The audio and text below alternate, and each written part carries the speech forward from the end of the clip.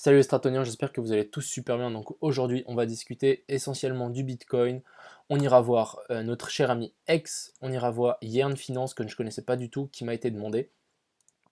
Et puis on ira voir deux scénarios du Bitcoin en Elliott Wave et on ira voir une autre pattern assez intéressante.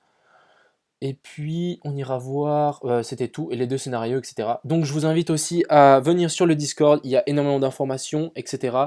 Il reprend un petit peu d'activité vu que je n'étais pas là, donc là les gens commencent à partager des analyses et tout ça, c'est vachement cool. N'hésitez pas à revenir faire un petit tour. Puis pour les nouveaux, n'hésitez pas à les rejoindre. Donc on va commencer par notre cher ami X. Donc X, qu'est-ce qu'il est en train de nous faire? On est, on a cassé les deux derniers plus bas ici, donc je vais juste dessiner un petit rectangle, hop, donc le rectangle, quelque chose comme ceci. Donc ici, on a bien et belle une résistance. Donc ici, on a fait support une fois, deux fois, trois fois. Ici, on l'a cassé, on a formé un W, même 3 W. Donc ici, ça nous fait 1, 2, 3. Et on est repassé par-dessus cette résistance. Donc pour moi, c'est assez bullish. J'en avais acheté par ici et par ici. Donc ici, on a eu un beau pump. Ici, on a eu un très beau pump. Ici, il me semble, j'avais lu sur Twitter, il y a une baleine qui a tout vendu. Donc c'est pour ça que ça a bien dump. Mais moi je les ai toujours pas vendus, donc je compte pas tout de suite les vendre. Je pense que X a toujours un potentiel sur le long terme. Donc on va attendre gentiment, en tout cas revenir vers ces sommets ici. Donc je pense que ça serait une assez bonne target. Si on part depuis ici, revenir par là, ouais, ça nous ferait un petit 70%, 60%. Donc ça serait sympathique. Donc je ne vends pas, je vais être patient. Ici on a le RSI qui est venu toucher un dernier plus bas, donc on a eu ici un plus bas, ici on a eu aussi un plus bas sur le RSI, et puis ici, et puis ici aussi. Donc je pense que sans problème on va pump. Par contre si on commence à faire ceci, là ça sera mauvais signe. Mais pour l'instant c'est pas le cas, donc ça va bien. Ensuite on va parler de Yearn Finance, donc c'est totalement de la finance décentralisée.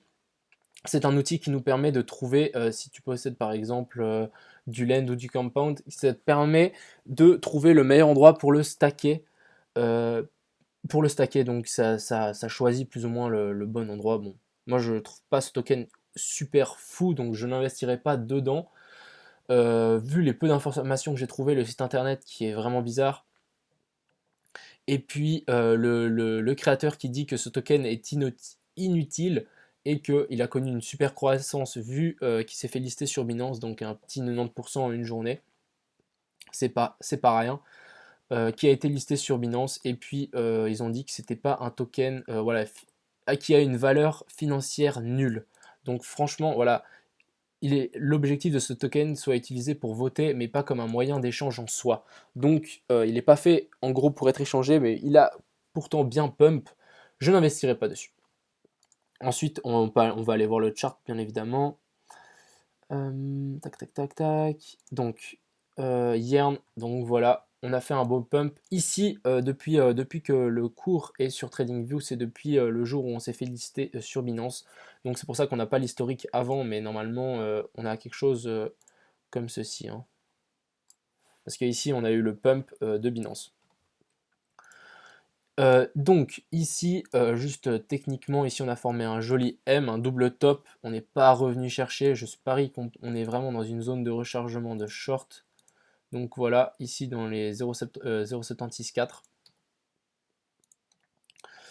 Donc ça m'étonne pas qu'on fasse un double top dans cette zone. Ensuite, pour confirmer ce double top, il nous faudrait casser ici ce plus bas, les bougies qui sont fermées ici. Donc je peux mettre un petit trait, je vais pas mettre ça, je vais mettre ceci, puis je vais le mettre en favori. Hop. Donc voilà, il faudra casser ce niveau pour pouvoir ensuite espérer un retracement jusqu'ici à cette zone. Pour moi, ici, zone de résistance. Ici, on est venu travailler 2-3 fois. Et même, sinon, on pourrait même revenir un poil plus bas. Je vais juste tirer un Fibo ici. Donc un petit Fibo comme ceci. Donc ici, ouais, on reviendrait pile dans les 0,618 et 0,5. Ici, on reviendrait dans cette zone verte. Donc pourquoi pas, ici, c'est un endroit à rentrer soyez patient, il ne faut pas FOMO, même si on peut très bien faire ceci, hein. Tout est possible avec la finance décentralisée en ce moment, continuer à monter sans problème et à tout casser, c'est aussi possible.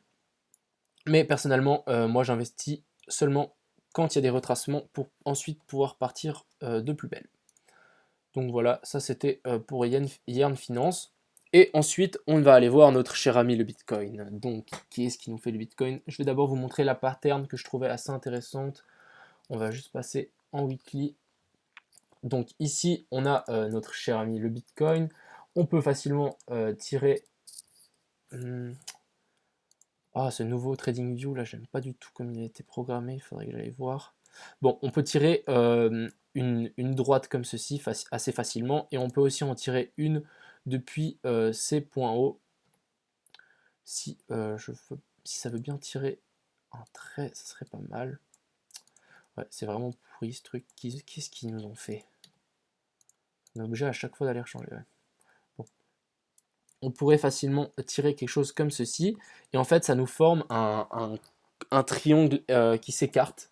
Je ne sais pas comment ça s'appelle exactement, mais donc quelque chose comme ceci. Et ça nous dit qu'on peut très bien prendre la hauteur de ce... J'ai pas pris les mèches. Hein, la hauteur de ce... Comment on appelle ça? De ce... Ouais. De ce cône descendant, ouais, ce triangle qui s'ouvre descendant. Désolé, j'ai pas le vocabulaire de cette figure. Et on pourrait reporter cette intensité de prix à la cassure de celle-ci. Donc ça nous ramènerait vers les 15 500. On va juste faire la même chose avec les mèches, juste pour nous donner une petite idée. Ça peut être assez marrant. Donc ça nous ramènerait... Ah bon, bah, ça nous ramènerait sur le top ici de 2017. Donc très intéressant que ça puisse nous arriver à ces deux targets. À voir si ça se tient. Donc voilà, ça c'est la pattern que je voulais vous montrer. Donc ici j'ai sorti la petite image, donc vous voyez ici on fait tac tac tac tac, on casse, et en fait ici il nous montre bien qu'on peut prendre le haut et le bas, et que ça soit l'objectif du prix. Ensuite, on va aller voir notre scénario Elliott Wave. Donc aujourd'hui on va parler essentiellement Bitcoin. Donc qu'est-ce que il s'est passé? On avait dessiné ce super beau triangle rectangle ici, donc ici on avait une très bonne résistance, et ici on avait un très beau support qui montait, et on a fait un fake breakout, et ensuite on est revenu retracer, je vais pas faire ça, on est venu retracer et on l'a réintégré. Donc pour moi ça, on appelle ça un fake breakout, c'est une fausse sortie, on a une résistance comme ceci, et on la traverse, et ensuite on la réintègre directement. Donc pour moi ça s'appelle un fake breakout, c'est comme ça qu'on appelle ça, et c'est juste trompeur. Je suis sûr il y a des gens qui ont acheté ici, qui ont ouvert des longues, et qui se sont fait avoir, même à la clôture de la bougie, qui se sont fait avoir tout simplement. Donc ça, c'est très possible, ça arrive souvent sur le Bitcoin n'est pas là pour faire gagner tout le monde. Ensuite, on a réintégré ce triangle et on en est revenu, mais vraiment, genre, c'est clairement, c'est super propre. On est revenu, mais vraiment sur cette trendline ici, très joli. En tout cas, c'est très propre, c'est ça que j'avais à dire. Et par contre, il y avait quelque chose qui m'ennuie un petit peu, parce que ce serait ennuyant qu'on fasse la même chose. Donc on va juste prendre les deux graphiques ici. Vous voyez pas une coïncidence entre cette zone, si ça veut bien dessiner, cette zone ici et cette zone ici. Je vais juste aller sur un graphique clean. Non. Ouais, on va aller sur celui-là. Donc ici, on a la première zone qui est ici, qui ressemble vachement à celle-là. Pourquoi? Bon, on va juste regarder ensemble. Je sais pas pourquoi, mais le Bitcoin aime bien faire des fractales. Donc ici, grosse montée. Ensuite, on fait un W. Donc ici, grosse montée, on fait un W. Pour l'instant, ça colle. Ensuite, de nouveau, grosse montée. Donc grosse montée. Ensuite, ça corrige fort. Ça corrige fort. On fait un W, on forme un W, même chose ici. Ensuite, ici, on fait une espèce de stabilisation M, distribution, zone de distribution. Ici, même chose. Ensuite, on recasse à la baisse, on recasse à la baisse, on forme de nouveau notre petit W, On remonte, on essaie de faire une espèce de stabilisation, pas une correction, mais ça commence à se rétrécir, genre ça devient de plus en ça se compresse, voilà, une compression. Même chose ici, une compression qui monte un petit peu, comme ici. Et ensuite, fake breakout. Grosse bougie, on sort, on fait notre Bart Simpson. Ici, on n'a pas fait un Bart Simpson, mais c'est la même chose, c'est un fake breakout. On revient et on réintègre ce triangle rectangle. Donc pour l'instant, c'est exactement ce qui s'est passé, la même chose. Donc moi, ce que j'ai un peu peur, c'est qu'on s'ennuie dans les prochaines semaines, même jours, dans les prochains jours plutôt, qu'on commence pas, on va refaire exactement ceci à la suite ici. Donc ça, c'est un scénario qui me semble assez plausible. Pourquoi pas, ça peut très bien arriver et ça m'étonnerait pas du tout. Et que ensuite on vienne stabiliser, on refasse la même chose et ensuite on repart. Pourquoi pas? Donc j'ai trouvé ça assez marrant que ici et ici ça se ressemble fortement. C'est vraiment une vraie fractale, quoi. Ensuite, on va aller voir notre scénario Elliott Wave. Donc on va commencer depuis le début de notre scénario. Alors, on avait fait notre triangle ici, donc A, B, C, D, E. On finit en E, donc pour moi, après cette E, on a la vague d'Elliott qui commence, donc on casse ce triangle à la hausse et on part en impulsif, donc 1, 2, 3, 4 et 5. La 3 est elle explose tous les records, hein. Selon mon scénario, vraiment, elle n'est pas là pour rigoler. On dépasse même voilà, les 4 points de 36 de Fibo, on va vraiment bien plus haut. Donc c'est souvent le cas dans le Bitcoin quand on fait un bull run, il y a des extensions, c'est un truc de fou, ça monte tout le temps.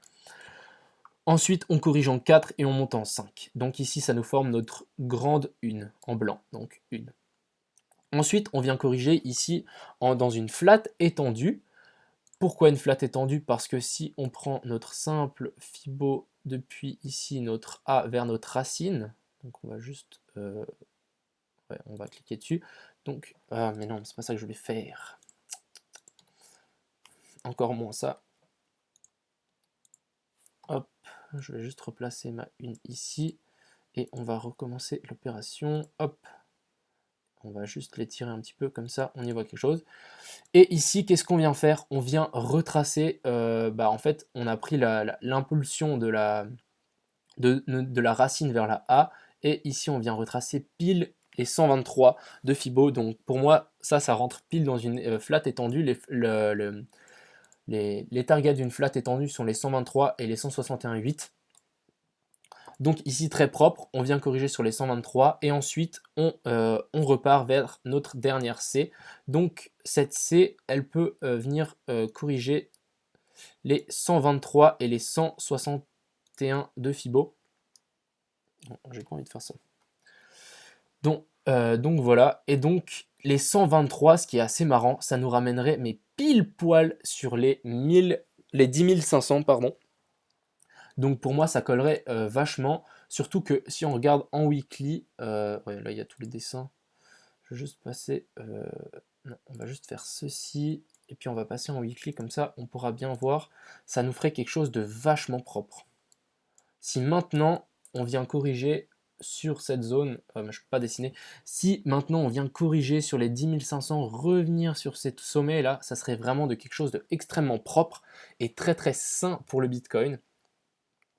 Et moi je rentrais par la même occasion aux 10 500, donc moi je vais attendre patiemment qu'on descende tranquillement. Ici on a fait 2-3 mèches, donc j'aime pas trop ça parce que ici souvent quand on fait des mèches c'est souvent signe qu'on rebondit. Donc ici on a fait des mèches, ici on a fait des mèches et on a rebondi par la suite. Donc ici on fait des mèches, on verra si on rebondit. C'est pour ça qu'on va venir à mon deuxième scénario et j'attendrai les 10 500. Donc si on arrive aux 10 500, qu'est-ce qui se passe? Personnellement, je vais investir énormément dans le Bitcoin, je vais acheter beaucoup de Bitcoin et ensuite je vais aller voir les paires contre le Bitcoin. Ici par exemple j'en ai 2-3. On va aller regarder ces paires ici et on va aller s'amuser à trader contre le Bitcoin. Ce qui est vachement intéressant, c'est en tradant contre le Bitcoin, ça va nous faire fructifier toujours plus de Bitcoin. On va en gagner, on en aura toujours plus. Et le Bitcoin, en fin de compte, il va faire son bull run de toute façon. Je suis persuadé que son bull run aura lieu.